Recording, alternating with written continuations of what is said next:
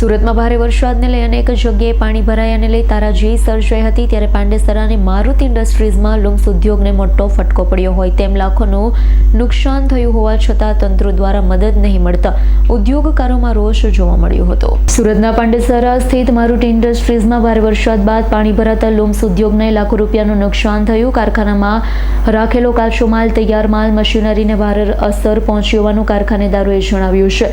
કારખાનેદારોએ વધુમાં જણાવ્યું હતું કે વરસાદના દિવસે અનેક કારીગરો કારખાનામાં ફસાઈ ગયા હતા। મદદ માટે સ્થાનિક નગરસેવક અને સરકારી તંત્રનો સંપર્ક કરવાનો પ્રયાસ કરવામાં આવ્યો, પરંતુ ફોનનો જવાબ પણ મળ્યો ન હતો।